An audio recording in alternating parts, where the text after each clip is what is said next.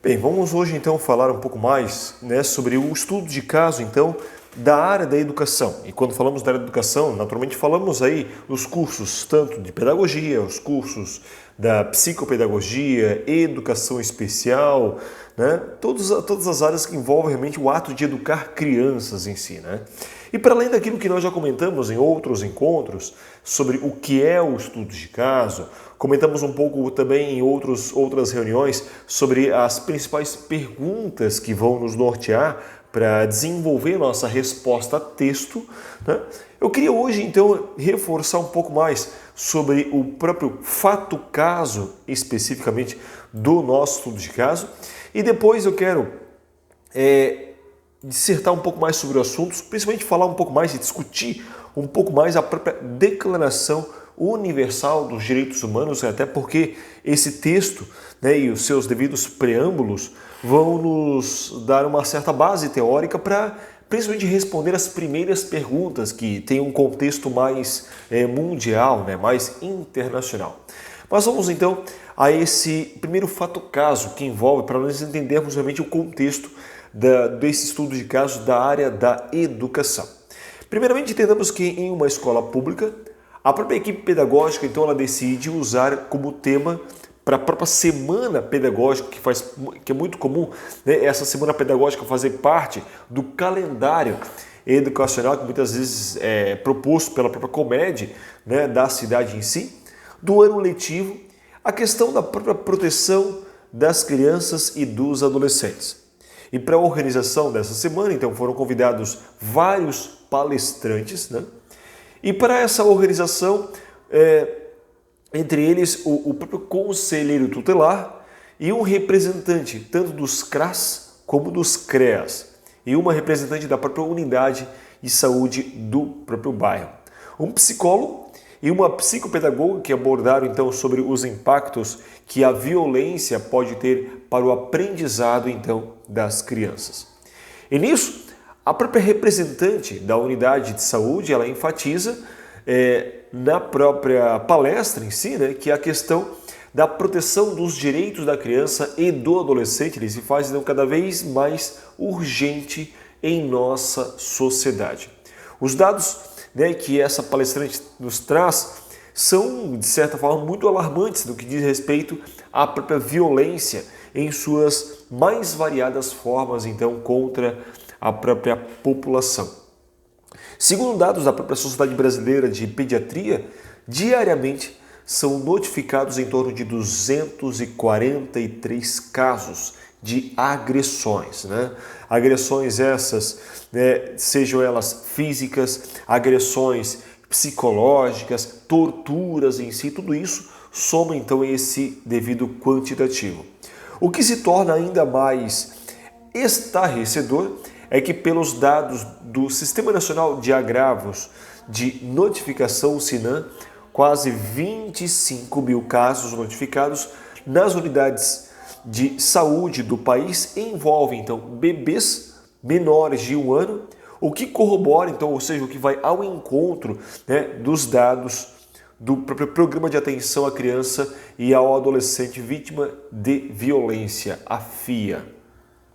Isso que aponta então que 58% dos casos de violência tem como público-alvo crianças nas idades de 0 a 6 anos. Ou seja, quando pensamos então nos cursos de pedagogia, psicopedagogia, educação especial, que são os agentes, são os principais atores envolvidos numa creche, por exemplo, na área da educação infantil, que envolve aí tanto a área dos berçários, os maternais, o jardim, o pré. Então, esses dados apontam realmente que a grande violência acontece com essas crianças, porque muitas vezes elas também não conseguem se manifestar do tipo de violência que ocorre com elas, não conseguem muitas vezes se expressar, demonstrar esse tipo de violência, às vezes uma violência verbal, como nós citamos, uma violência psicológica com essa criança tida muitas vezes naquele ambiente. Então, e claro,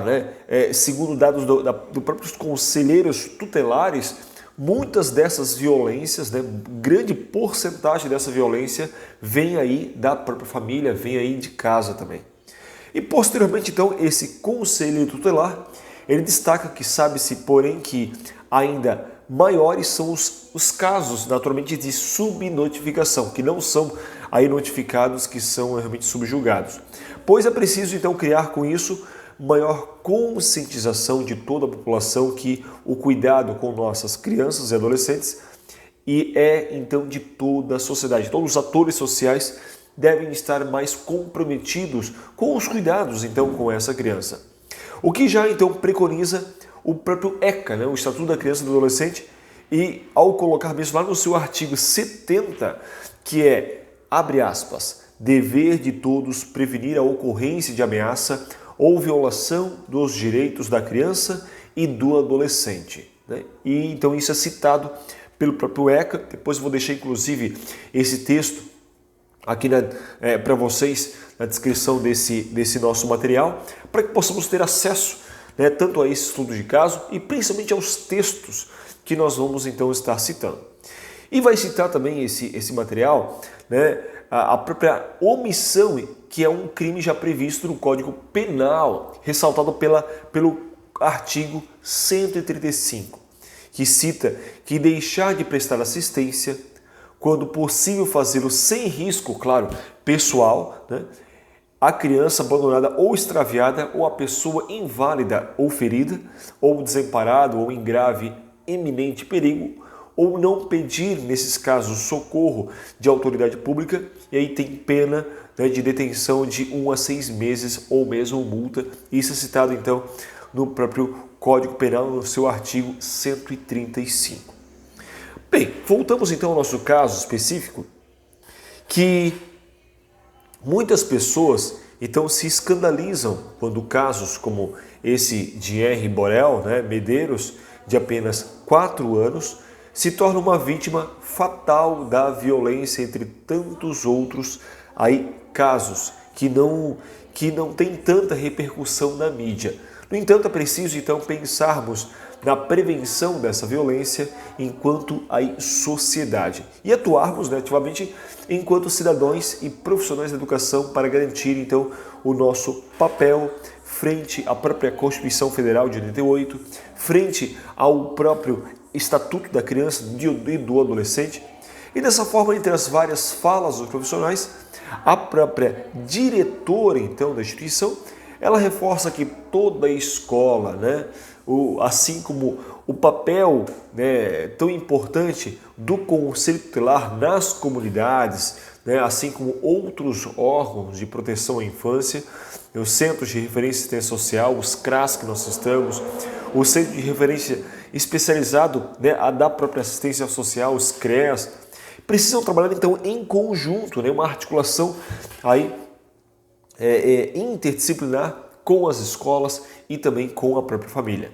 E na finalização da palestra dessa psicóloga e psicopedagogos convidados, foi destacado então que é imprescindível acompanharmos e lutarmos por leis mais eficazes ao combate da própria violência, no acompanhamento psicológico, psicopedagógico dessas crianças que já passaram por isso, e além de trabalharmos nessa ampla divulgação. Esse é o grande desafio nosso, Como nós poderíamos pensar nessa divulgação dos direitos da criança e do adolescente? Muitas vezes em nossas práticas pedagógicas, em nossas ações, às vezes situações simples com as crianças, através de jogos, através de brincadeiras, ou através de canções, muitas vezes, desenvolvendo até paródias, quem sabe, para divulgar mais, apresentar mais essas questões dos direitos das crianças e do adolescente. E para essa triste realidade que muitas vezes vivenciamos dessa violência infantil,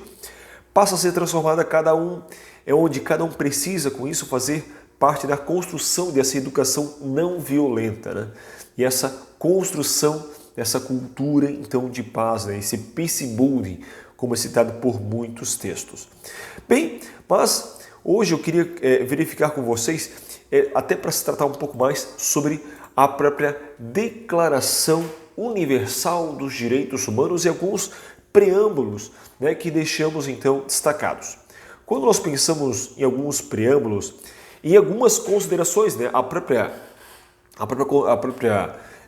Declaração Universal dos Direitos Humanos, ele vai então dar algumas considerações, dentre elas, que eu considero até destaco, né, que é onde os povos das Nações Unidas proclamam de novo a sua fé nos direitos fundamentais do homem, na dignidade do valor da pessoa humana, na igualdade de direito dos homens e das mulheres, e se declaram resolvidos a favorecer o progresso social e instaurar com isso, claro, melhores condições de vida dentro de uma liberdade mais ampla, né, do que nós até então conhecemos, até mesmo como senso comum. Isso é dito, então, pela própria Declaração aí dos Direitos Humanos.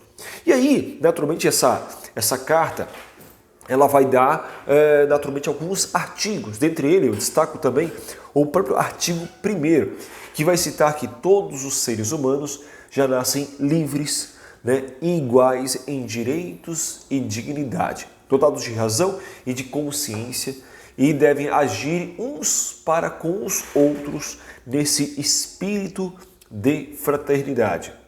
E isso é muito mais evidente nesse momento, né, citar a própria Declaração dos Direitos Humanos, quando vivenciamos os conflitos aí geopolíticos presentes aí tanto nessa relação entre Rússia, né, e Ucrânia. Nessa declaração, ela cita também lá no seu artigo 5º, que eu destaco também, que ninguém será submetido a tortura, nem apenas tratos cruéis, desumanos ou degradantes. Também outro artigo que vem aí a ressaltar, né, essa situação. Assim como o artigo 7º fala que todos são iguais perante a lei, sem distinção, têm direito a igual proteção da lei, né? Todos têm o direito à proteção igual contra qualquer discriminação que viole, né, a presente declaração e contra qualquer incitamento a tal discriminação. Isso é citado então no artigo 7º também dessa declaração. Lá no artigo 10º dessa declaração vai citar que toda pessoa tem direito em plena igualdade, o que a sua causa seja equitativa e publicamente julgada por um tribunal independente e imparcial, que decida, né, dos seus direitos e obrigações ou das razões de qualquer acusação, né, em matéria penal contra ela, ou mesmo seja deduzida. Né? O que observamos aí também no contexto até geopolítico, que muitos países, né, estão, infelizmente, deixando aí, fragmentando a sua democracia para realmente muitas vezes impedir os direitos dos seus cidadãos, até mesmo a livre manifestação, por exemplo, como é o caso, por exemplo, da própria Rússia. E aí, citando um pouco mais essa Declaração Universal dos Direitos Humanos, vai citar lá no seu artigo 13º, inciso 2, né, que toda pessoa tem direito a abandonar também o seu país em que se encontra, incluindo o seu, né, o direito a regressar também ao seu país. Também o que se observa nesse contexto geopolítico é esse corredor humanitário para que as pessoas possam sair de um ambiente tão conflituoso, né, em plena guerra. Continuando então nossa declaração, citamos agora o artigo 20º, tanto o 1º quanto o 2º, fala que toda pessoa tem direito à liberdade de reunião e à associação pacífica. Então, mais realmente um reforço que esse direito onde as pessoas têm de poderem se reunir para movimentos sociais então organizados, né? Assim como ninguém pode ser também obrigado a fazer parte dessas associações. Continuando também no seu artigo 23º, lá no inciso 3º, que cita que quem trabalha tem direito a uma remuneração equitativa, né, satisfatória, que permita a sua família uma existência conforme a sua dignidade, onde todos os seus meios de proteção social sejam então com isso assegurados. No artigo 26º, e aí, né, já puxando um pouco mais para a área da educação em si, né, que é um dos meus artigos preferidos quando se trata aí da Declaração Universal dos Direitos Humanos, é que fala que toda a pessoa tem direito à educação. A educação é direito de todos, né? E deve ser gratuita essa educação, né? Pelo menos correspondente quando pensamos o ensino, né, mais elementar, mais fundamental. Né? Esse, então, o ensino mais obrigatório, ensino mais gratuito, então. Ou logo o ensino técnico profissional deve ser generalizado e o acesso aos estudos superiores, né, a academia em si, devem ser abertos a todos em plena igualdade e também em função do seu mérito. E lá no inciso 2º desse artigo 26º, vai citar que a educação deve visar a plena expansão da personalidade humana, ao reforço dos direitos do homem e das liberdades fundamentais e deve favorecer a compreensão, a tolerância, a amizade em todas as nações e todos os grupos raciais, né, e todos os grupos religiosos, bem como o seu desenvolvimento, né, de atividades das Nações Unidas para essa manutenção da paz, então, que tanto buscamos. E isso, reforço, é citado no artigo 26º da própria Declaração Universal de Direitos Humanos. Então, encerramos aí com esse artigo 26º, falando um pouco mais para a educação. E qualquer dúvida que vocês tiverem, por favor, deixe aqui nos comentários que posteriormente aí sempre vamos estar respondendo. Beleza?